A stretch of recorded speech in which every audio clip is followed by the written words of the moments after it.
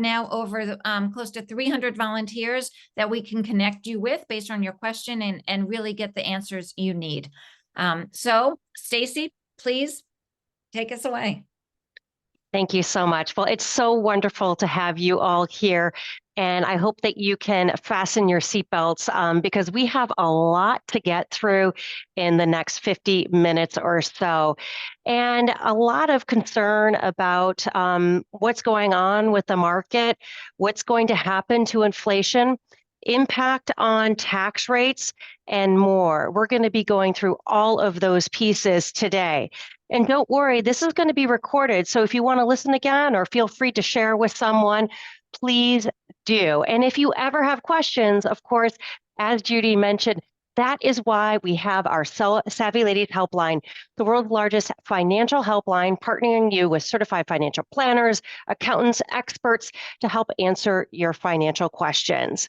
So without further ado, let's get going. I'm excited to be here. I'm excited to talk to you. I'm Stacy Francis, and I am the founder of Savvy Ladies. Savvy Ladies is my life's heartbeat, and I'm so excited to be here today to talk to you about some really important topics. And I know that it's been quite a volatile few days for many people.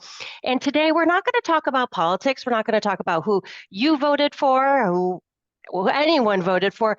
We're going to talk about financials and what the impact of the elections are on your potential market strategy, on how you save your money, how you spend your money.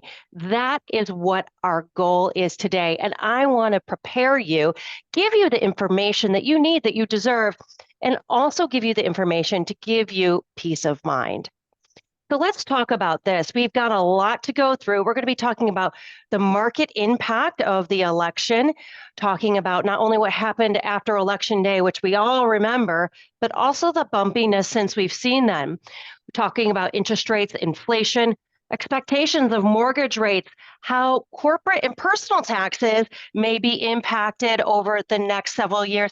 And then, of course, what I think is extremely important, and I hope you do too, is what is our long-term investing outlook and what can you do to make sure that you positioned yourself with the most robust portfolio to be able to take advantage of the markets going forward. So let's jump in, and I'm getting my seatbelt on. Well, what happened on Wednesday last week? It was quite a day. The stock market's initial response was unbelievably robust, and we saw the Dow leap more than 3%, which was on track for a record close. We saw all the equity prices continue to spike. In fact, last week, the market was up almost 5%, and both small, mid, and large companies also grew quite quickly. The one of the reasons is that we're going to be talking about is that Trump is expected to lower corporate tax rates, potentially increasing profitability of companies, also being able to let companies grow more quickly by having more lax, or I guess we could say relaxed regulations of certain industries, and we'll be going through all of that. So what actually happened to the different indexes? Well, I thought I would show you on this next chart all of the different indexes that we typically look at.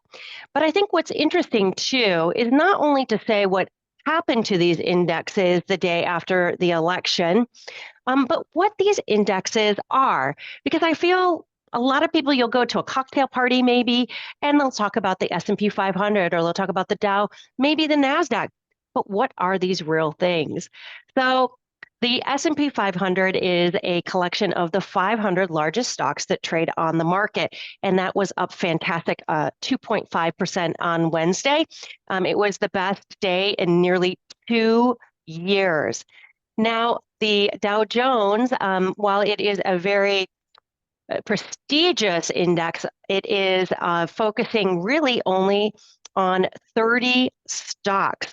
So the Dow Jones is really just 30 prominent companies that are listed on the stock exchange, which for some people really surprised them. So yes, it has a definite pulse of the market, but instead of 500 stocks that's in the S&P 500, which I feel like is much more broad and diversified, the Dow Jones is really more so focusing on those 30 stocks. It's one of the oldest equity indexes. All right, one of my favorites, NASDAQ.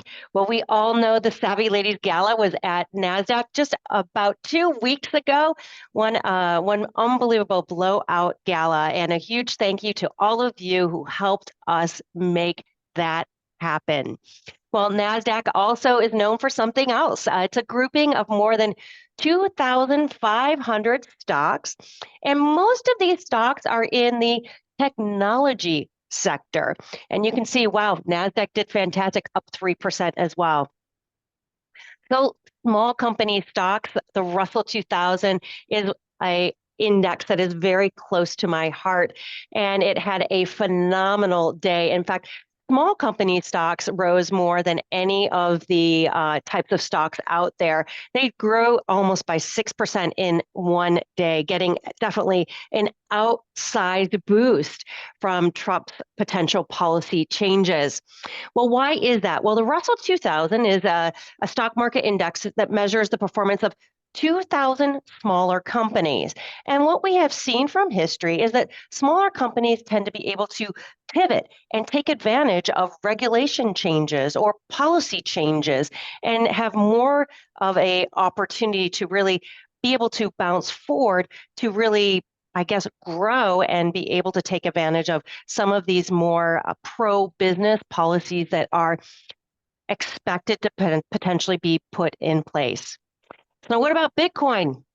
Well, Bitcoin had pretty much the best day of all, a 10% jump, surge to a record high. In fact, if you can believe it, it went to a record high, hitting its highest number yet, above $76,000 per Bitcoin.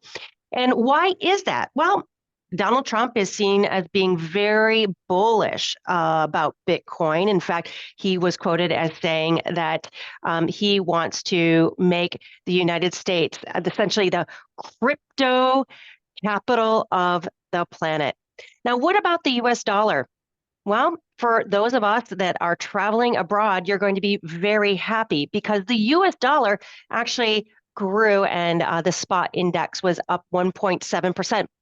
Against other currencies. So that means if you're traveling to Paris, if you're traveling to Spain, anywhere outside of the US primarily, your dollar is going to buy a little bit more when you are traveling, going a little bit further for you.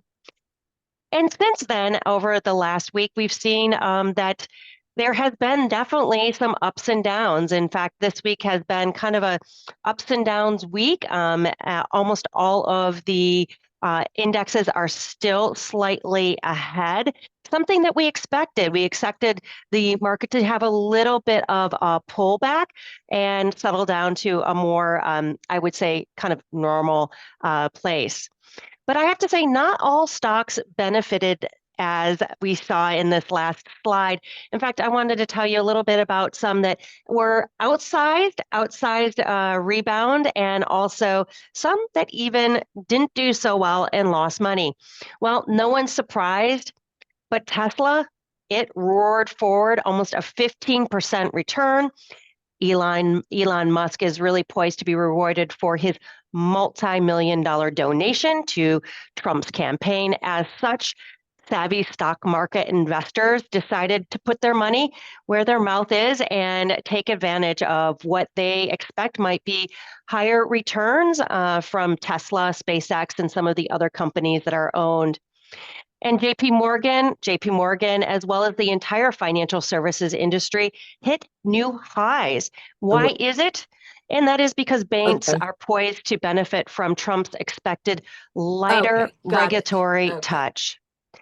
And tech and media, Trump media and tech spiked to an early 30% gain pulling back to not bad, pulling back to a 5.9% gain for the day to $35.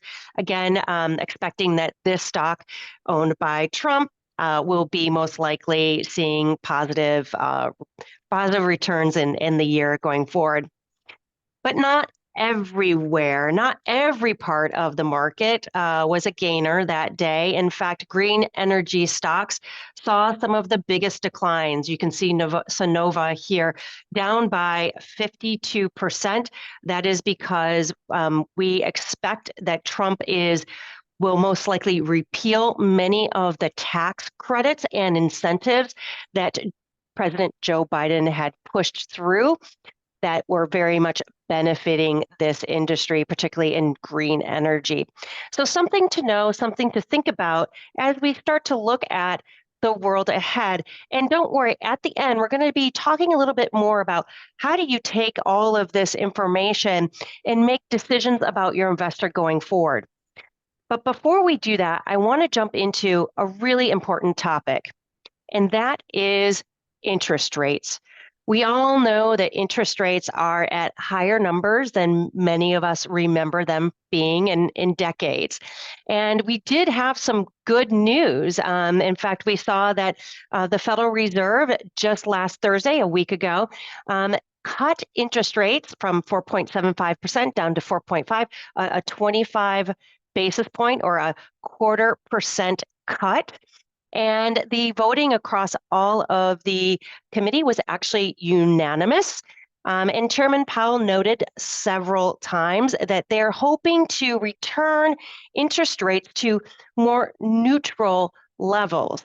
Now, that being said, they also made it known that they are very much curious and going to be cautious to see the economic impact of any potential policy changes implemented by the Trump administration before they can go forward to say when those next rate cuts will be. Well, there is a lot to think about, but most likely we will see that there will be another quarter rate cut in December when they come together. But the pace of rates cuts going forward in 2025 in particular, we do expect might be slowed a little bit. So what is happening with inflation? Well, we saw that rate cuts, we had a big rate cut back in September, half a point. That was a 50 basis point cut, so half a percentage.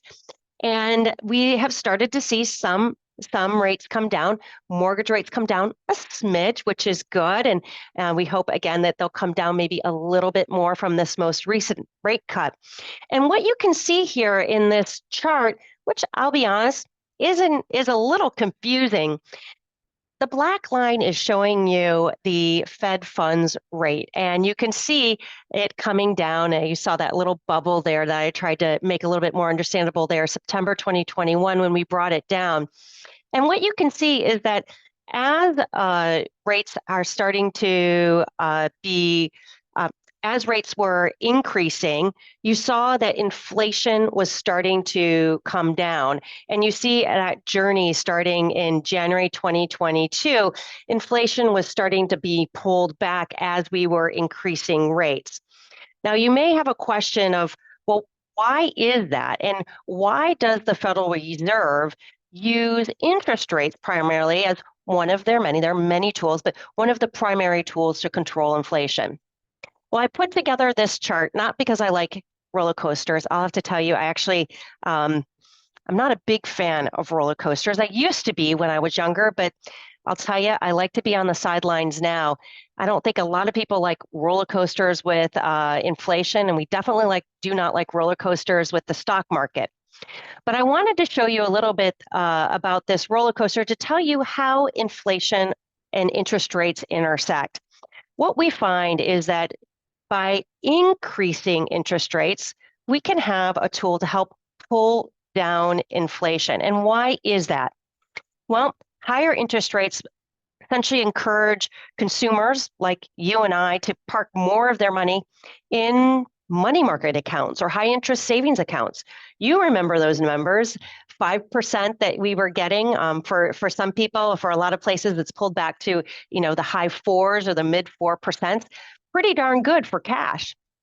Well, it also makes it more expensive for consumers and for businesses to be able to take out a loan for a big purchase, right? If an interest rate is higher on that loan, you're gonna think once or maybe even twice before you take out that loan and spend that large lump sum of money.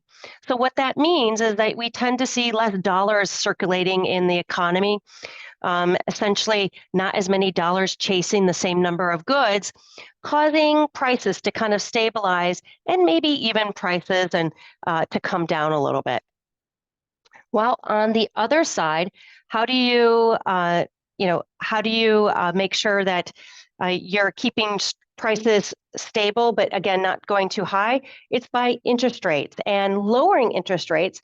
Well, it makes borrowing, taking out mortgages, taking out loans cheaper, encouraging more people to spend, to borrow, to take money from that savings account that's now actually a lower interest rate and invest it in the stock market. And so we do see also that by lowering interest rates, the Federal Reserve can use that as a tool. And what you have to be careful of when that happens, well, you have to be careful about inflation, because inflation can start to rear its ugly, ugly head. So again, managing interest rates and inflation, it is a delicate balance. And it is essentially kind of like the tail of Goldilocks. The Fed working in tandem with government fiscal policy, trying to raise or lower rates by just the right amount, not too high, not too low, to strike the right balance to keep healthy employment levels and the right balance to keep prices stable and not have inflation go off the charts or have prices go below. So these are again, the kind of the tools that the Federal Reserve is using. And I wanted to just, again, hit it back home of why understanding inflation is so important and kind of the tough task that the Federal Reserve has. This year, you're probably wondering, why am I showing you sailboats? Well, there is a reason. And this is my son, Sebastian. He is there on the left on a sunfish. This is when he was 12 years old. Now he's 18, he's at college, he's now 6'3". But in this photo, you can see him, he's tacking, which is a fancy way of speaking in sail speak. He's turning. And you can see that he's gently moving the tiller towards him. And by doing that, the boat just whips around. Do you see how quickly it whipped around? Well, it's because it's an 82-pound boat, right? And it's a lot smaller. Well, here on the right, on the far side of the screen, is a Beneteau 45, 12 tons. This is actually the sailboat that we own, Wind Shadow. Quite a few might have been actually on our sailboat. She is beautiful, but I'll tell you, she's a little bit heavier, and she's not quite the race car of that sunfish. Well, when I'm moving her and I'm right there at the helm and I want to move her, you can see that it takes her a little bit longer to turn. Now, why am I showing you this? I'm showing you this because when the Federal Reserve is essentially increasing interest rates or decreasing interest rates, the impact is not immediate. It takes a decent amount of time. And just as wind shadow, when I turn the helm, is delayed in that turn, well, the impact of increasing interest rates to lower inflation, we often don't see the results for many months and maybe even longer than that. So it's, again, a very difficult job. But what I will tell you is that overall, we do expect that inflation may increase under Trump's policies. Why? Well, let me tell you why. There are two different sides of the coin. There was a fantastic study that just came out from the Peterson Institute for International Economics. This is a think tank that is bipartisan, so not necessarily a Republican or Democrat, truly is just a think tank. And they looked at, based on some of these policy changes, what will happen to inflation. And in this situation, they expect that inflation could increase by as much as up to a 6% number. Now, what is going to fuel this inflation? Well, we talked a little bit about reducing taxes so that Americans have more dollars in their pocket to actually spend and put into the economy, increasing prices. The other thing that Trump is talking about are sweeping tariffs on China, Mexico, Canada, the European Union. For China, expecting to have tariffs as high as potentially 60% on any goods imported into the United States, again, increasing prices. So these are all things that are definitely being watched very closely. Now, the Peterson Institute also looked at, if not all of the policies are able to be implemented, if there's more of a, let's say, watered down impact of those policies, so watered down policies that actually get passed and implemented. Therefore, if so, we're only going to see an increase in inflation anywhere from 0.4 to almost 1%. But it's going to be a difficult path, again, a difficult path for the Federal Reserve to keep inflation in check so that we don't end up like we did during our COVID years and the years after, where the prices of goods have just gone through the market, gone through the roof. So what do individuals worry about? Well, most voters are very concerned about the economy. In fact, 2/3 of voters surveyed after casting their votes last week said that the economy was not so good or even poor when they asked. By most measures, actually, the economy is doing pretty well. Unemployment is at historical lows at 4.1%. The stock market is booming. And the country's gross domestic product, GDP, is actually really the envy of the world. However, the average person on the street, most likely you too, are very frustrated with the persistence of high prices. Although the rates of inflation have really slowed, as we just talked about, overall, prices remain about 20% higher than they did before the pandemic. And so we're probably wondering, how the heck does this have anything to do with this horse? Well, this is a Central Park horse. And something that you'll notice when you see a horse in Central Park is that they have these blinders. And that is understandably how consumers feel. They are looking truly at the impact of inflation on them, even though there are many relatively very good things going on with the economy that is really coloring their view about whether the economy is good or bad. Again, 75% of people, when asked, saying that the economy is not so good or poor. So what does that look like when you go to the grocery store? Well, not so good. Food prices are up 25% according to federal data. And the consumer prices that we have seen have surged faster than they have in more than 4 decades. All right, this next chart, I'm going to tell you, it is a lot. But I want you to look at this and tell me which of these types of food increased the most in price from pre-pandemic to post-pandemic. Which of these? I know you know, right? Eggs. 72% They went from $1.55 per dozen, listen to this, to $2.66 a dozen. What about bread? Well, bread is darn expensive too. Went from $1.27 skyrocketing through to $1.95, almost $2. This is why individuals are feeling the pinch of higher prices. Just because inflation is at lower levels, it doesn't mean that prices are decreasing. It just means that prices are increasing at a smaller, a level pricing. They're increasing just to a smaller amount, not as quickly as they were before during COVID and right after. So definitely individuals are struggling because when it comes to what it looks like in the long term, their grocery prices have gone up.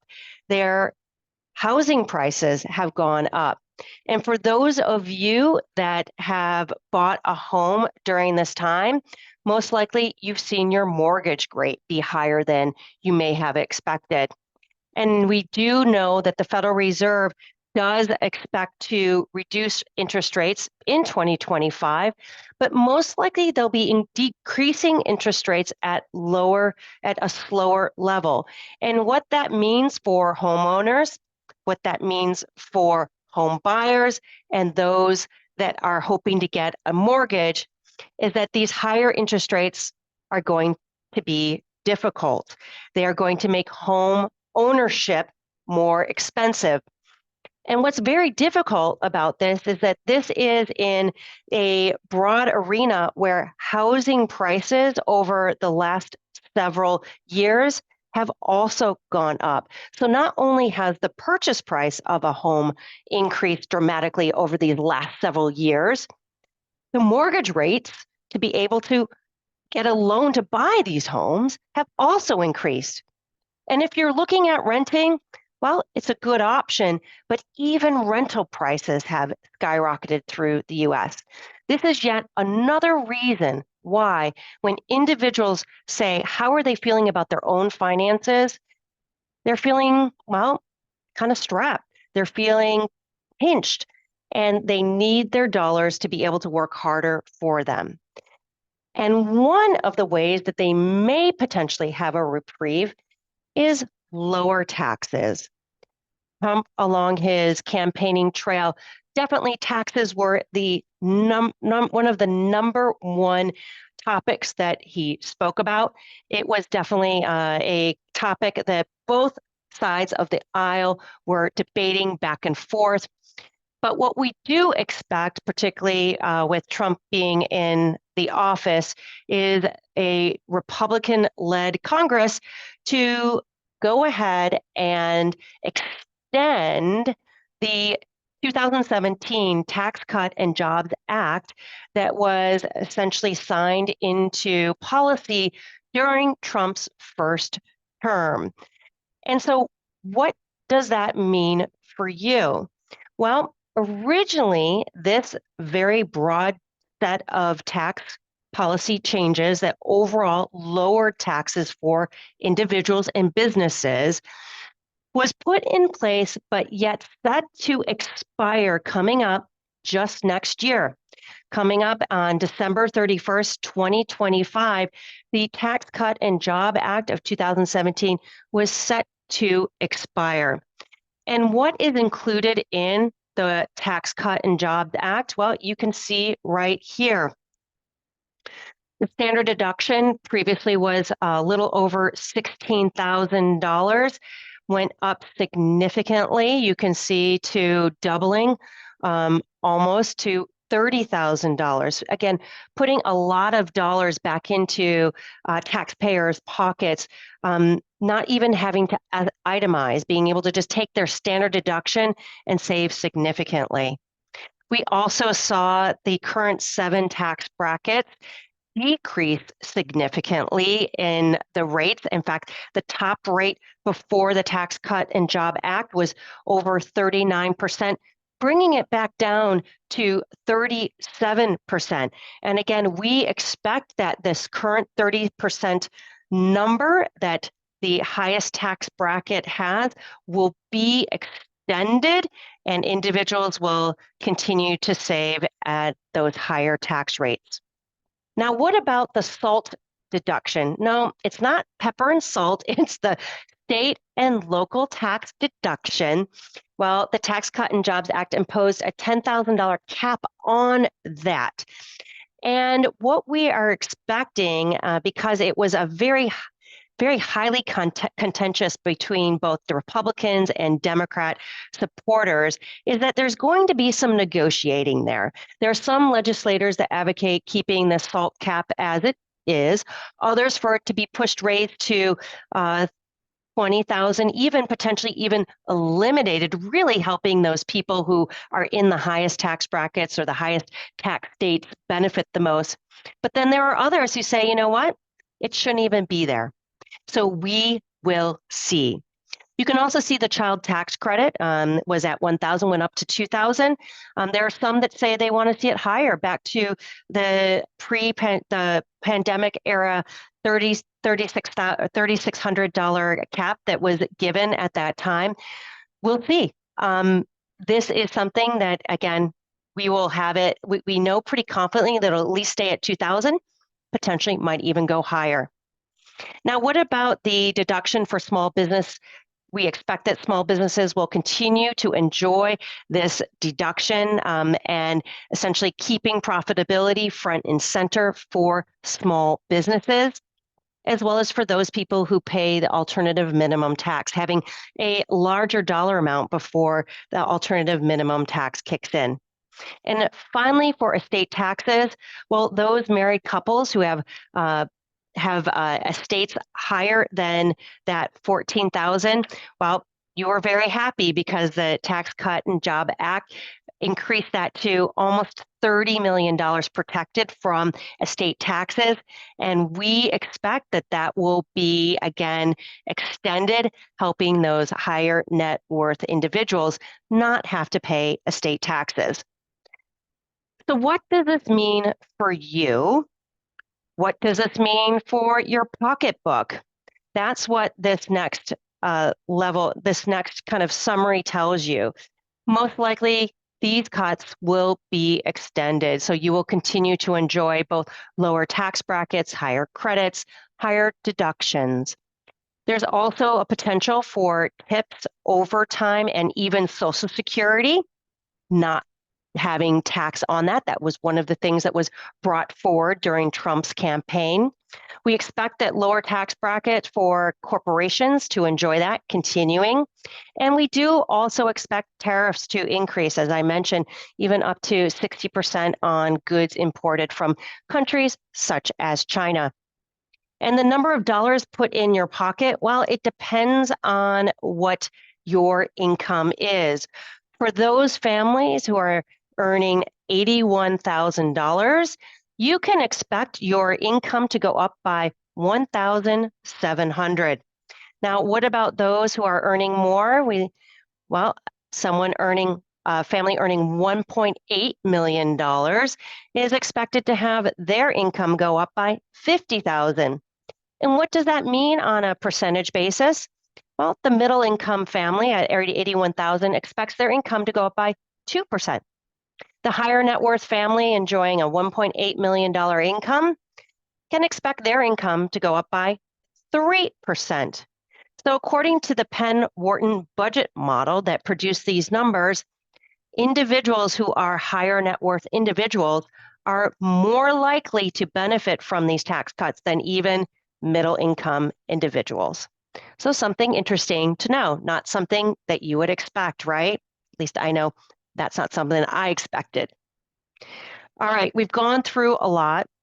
The next piece that I want to take you through after we've talked about the recent market movements, we've talked about inflation and expectation that the job of the Federal Reserve is actually going to be even harder, hampering inflation as a lot of pro-business, a lot of policies that are expected to really get the economy further on fire taking place. We talked a little bit also about tariffs. We've talked about tax cuts. Now we are to the long-term market impact. Well, this chart that I'm going to be showing you, I want to tell you it's a little confusing. So I'm going to explain it to you. These bars represent the return of the S&P 500. Remember, the 500 largest stocks trading on the exchange. So it represents the return of the S&P 500 during the first year of an incoming president's term. So the first year of their 4-year presidential term. Now, the blue bars, no surprise. Yep, there are Democratic presidents. The red bars, no surprise. Well, they are Republican presidents.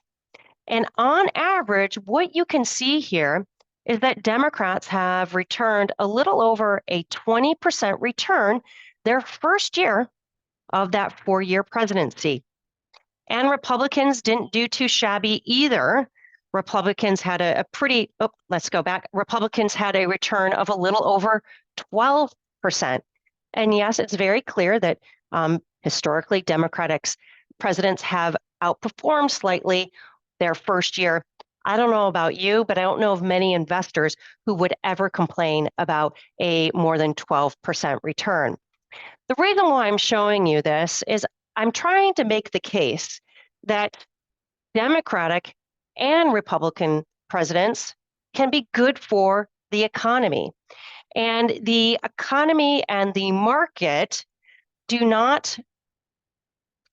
are not impacted on whether the president is red or blue necessarily. There are many more factors. And the second thing that I really want to hone in here is the just unbelievable growth that we see during the year that a new president goes into the Oval Office. Historically, it has been a great time to get your money working for you and to get your money in the market. As I mentioned, a 20% return on average for Democratic presidents and a little over 12% for Republican. Now, there's another chart I'm showing you. I swear we don't have too many more charts, but this chart looks at what is the return outside of whether it's a Democratic or Democrat or Republican. What about the makeup of the entire U.S. government? What does it look like if you have a split government? What does it look like if you have like we have now, a Republican potentially trifecta, right, across Congress as well as the Oval Office? Well, what we can see here as you look at this first one on the left, looking at a Democrat president, you can see that when there is a Republican Congress, that's when we see the highest returns on average over those 4 years, almost a 19% return, 18.5%. Now, over there on the right, as you look to the right, under a Republican president, well, a split house or a split party, you can see has a return of 7.5%. So what can we expect here? Well, I'll give you a little help here. We expect that based on there being a Republican president as well as a Republican Congress, that we will have really nice returns on average. Historically, when we've had this makeup, a return of well over 10%, almost 11% return. Now, what you can see here is that when the market tends to perform the best, well, it's when it's a split government. Why does the market like a split government? Well, there was a lot of research into that. I've looked at quite a few different studies, and overall, the consensus is that the market loves for there to be gridlock. Because what gridlock does is it essentially makes it harder for the government to pass any sweeping large policy changes. And what does the market not like? Well, it doesn't like change. But again, if you can see all of these different scenarios, these 6 different scenarios over the 4 years of any of these different presidential party time in the White House, you can see that they all are on average positive. And the message why I want you to see this is because I have heard and can sense a lot of fear, a lot of concern about what the market will do over these next 4 years. So this next chart, I told you, not too many more charts. I really like this one. It's more visual, and it's showing you that while market corrections, which we have seen many of, as you can see here, they could feel very scary. And most likely, we will have some type of correction over the next 4 years. I'll be honest, I'd be surprised if we didn't. That's part of a healthy market. But I wanted to bring your memory back to Black Monday, to the dot-com bubble, Brexit, COVID-19, the invasion of Ukraine. These are all times where there were really significant pullbacks. And what we saw is that the market rebounded. And I'll give you back to the one of them that was really one of the most recent, COVID. We saw with COVID hit us like a truck. Well, it hit the stock market too. And the S&P 500 pulled back by almost 30% in 1 month, in 30 days. It was one of the biggest market corrections I've ever seen in my lifetime. But what was really powerful was that the market went back to where it was and actually surpassed, went on to a fantastic year. We saw those 30% losses, that market regaining within about 2 months. And for those of you who stayed in the market, you reaped an unbelievable reward. 2020 was one of the best years in the market, despite all the concerns, all the frightening news about COVID. So what is our story here? Well, our story here is you need to stay invested. And you can see very, very clearly, I love this chart more than all of them. You can see the growth of investing $10,000 in 1980, letting that grow, just sitting in the S&P 500, having it work for you every year. You would have more than $1 million by 2022. Not so bad, right? However, what is even more powerful is the dramatic difference it makes if you miss only a few days during this year. So look at this. If you miss 5 of the best days during those essentially 42 years, your returns would have been gone from $1 million down to $671,000. I would have to say, I would kick myself. On the next chart here, it's even more dramatic. You can see that, the market, it has ups and downs. It has all arounds. It's natural. It's natural to have a reaction to the market swings, but it's important to temper those reactions. It's important to look to the future. This is part of that chart that we looked at, and you can see that if an investor were out of the market for, again, the five best days, you gave up over $400,000 of earnings that would have an unbelievable impact on their returns and potentially jeopardize their retirement. That's why making sure that you're not moving in and you're not moving out, that you're staying on the road of a long-term investor, very important and key. The reactionary tail, again, it's common for people to see a market going down and wanting to move out of it, wanting to preserve their money, wanting to pull out. But as you can see, even for a short time, you are putting yourself and setting yourself up for failure. In this scenario, if they miss the the best 50 days, well, that $1 million, you'd have 76,000. I don't know about you, but that scares me a whole lot more than the market having a pullback here, a day here, or a day there. So let's talk about thinking long term.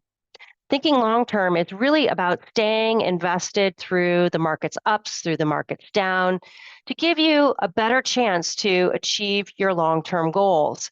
And so you really want to make sure that when you are looking at this, that you have all of the right structures in place to be able to weather the ups and downs.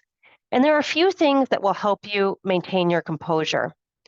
The first is making sure that you have an emergency fund, knowing that you have enough money on hand to cover your essential expenses and unexpected needs that you didn't expect that crop up, because you know what?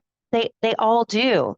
And having that pool of money that is there sitting as dry powder, allowing to support you in these times where most likely you're pretty darn anxious, can give you the confidence to let your longer term investments remain in the market and grow the way that they need to. Now, another thing that a lot of investors, smart investors, do is what's called dollar cost averaging.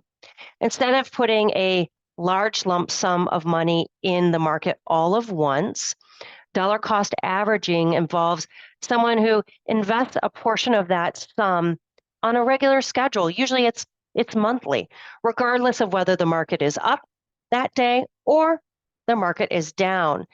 And what's wonderful is when the market's up that day, well, their overall portfolio is up. But the number of shares that, let's say, $1,000 can buy, well, it's going to be lower. And then on the days where the market is down and you're investing that $1,000, well, your portfolio probably has dropped in value. But guess what? The number of shares that $1,000 buys, well, it's more because the price of those shares have gone down. So again, kind of both a positive and a win, whether the market goes up or the market goes down. But who comes out ahead? Does the person investing $12,000 on $12,000 on January 1st, letting it sit there for the whole year, come out ahead? Or is it the person who during that same time period invests $1,000 at the beginning of each month? Which one? You're right. It's the person who puts their money in at the beginning of the year all at once. Why? Well, something that those charts showed you that we just went through is that most years are pretty strong years in the market. In fact, 75%, 3 out of 4, every 4 years is a positive year for the S&P 500. I don't know about you, but I feel like those are pretty good odds. So we do tend to see that dollar cost averagers tend to underperform a little bit, not a lot, but a little bit. But I have to tell you, if dollar cost averaging into the market and keeps you saving and keeps you on track and allows you to have that comfort and peace of mind, no matter what the volatility of the market is, no matter if we're in a recession, if we're in a bear market, whatever needs to happen to keep you invested and keep you moving forward so that you're not having any reactive decision making. Whatever that is to keep you on that straight line to golden financial security, that's what you need to do. And one of those things is investing defensively. And I think that this is it's a really good time for you to have a gut check about your investment portfolio, your allocation, and whether or not you're invested correctly.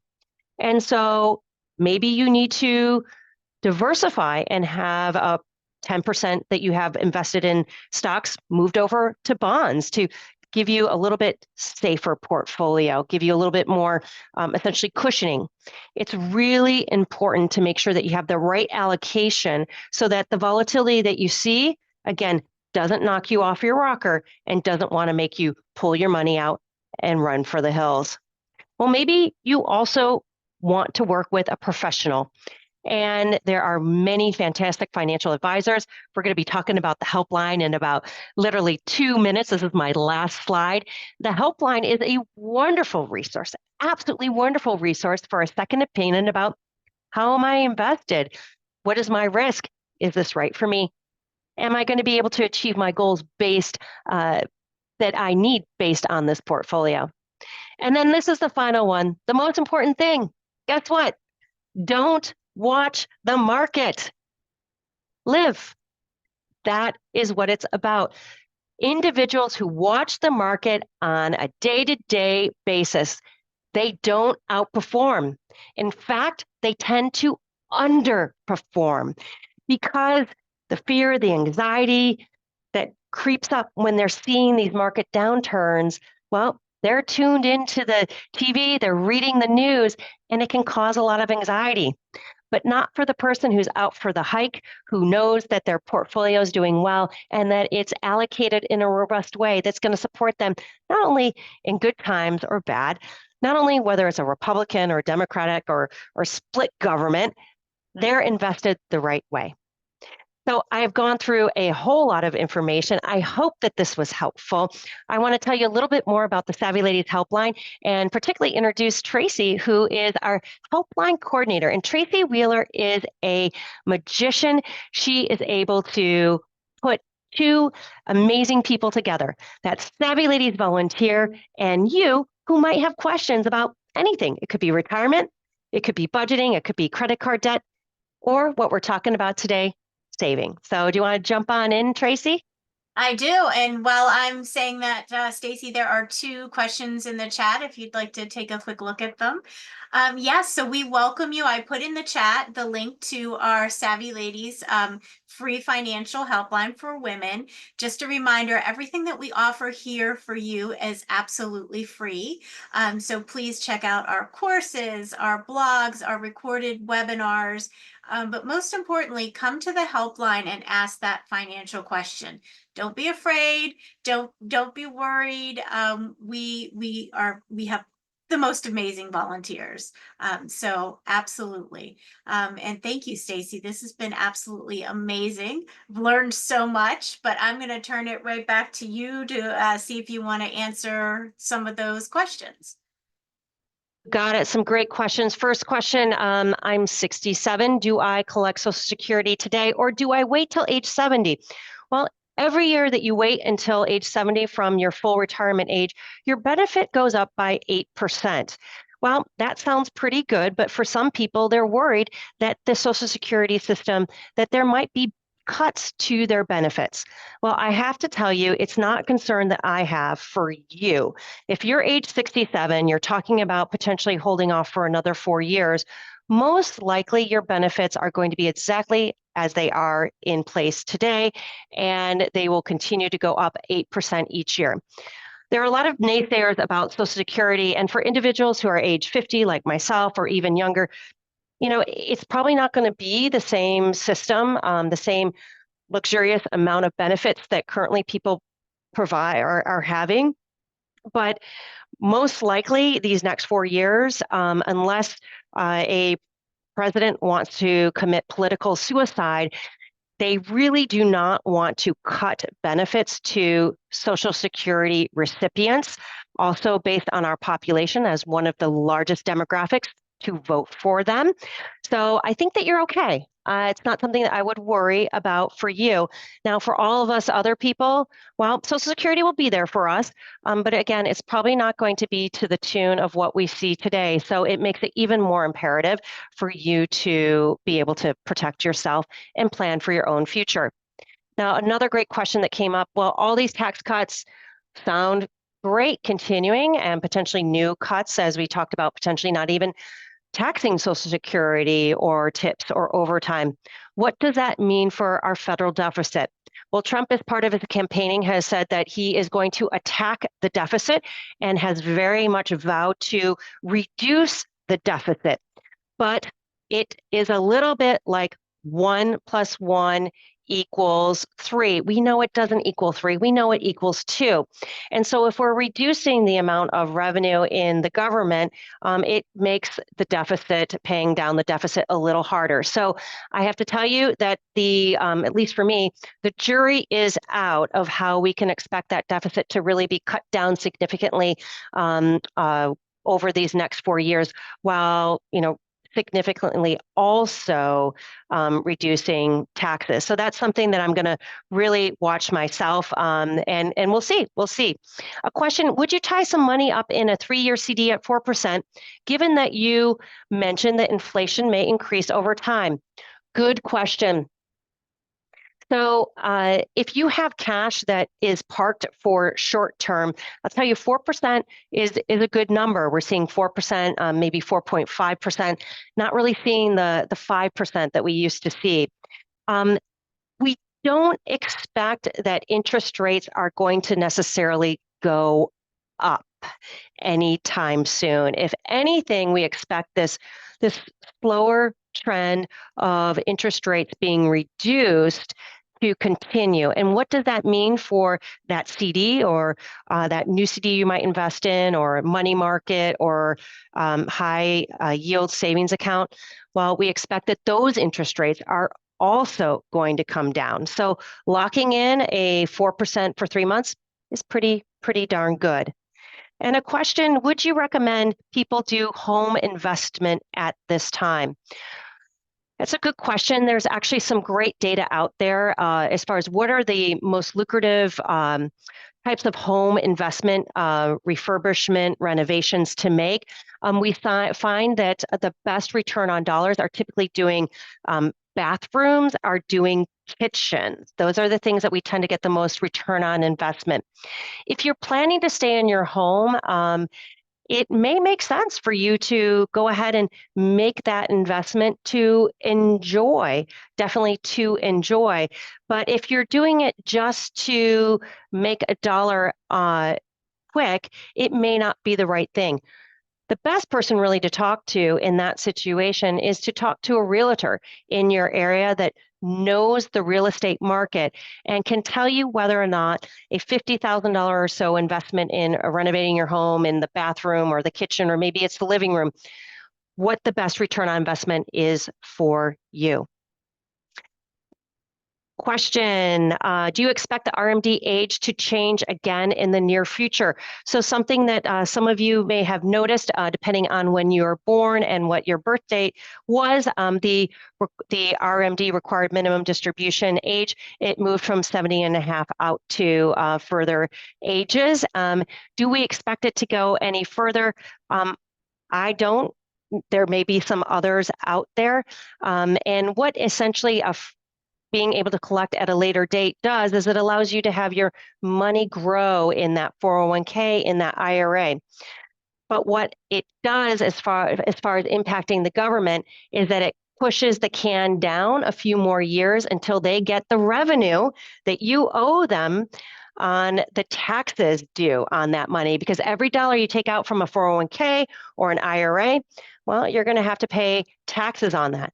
The types of accounts that do not have to pay taxes, well, those are Roth IRAs and Roth 401ks.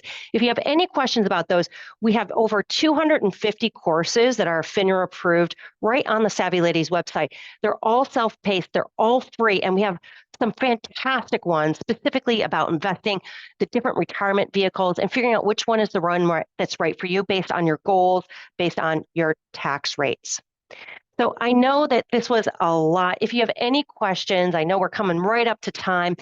Please do reach out to that Savvy Ladies helpline. I'm going to go ahead and just share my screen again so that you've got the website. You go right on to Savvy Ladies, you click there, free financial helpline. And any questions that we couldn't get to today, or even maybe something that comes up later today, or even in the next week or two, please come out to the helpline. Also, do check out the website. We have so many great materials, so many great webinars. We are here for you. And what's great, guess what? It's all free of charge because Savvy Ladies is a nonprofit and we are here to empower you. So thank you. Thank you, Tracy. Thank you to Judy as well. It was great to have you here and wishing you a very savvy day. Thank you. Thank you, Stacy.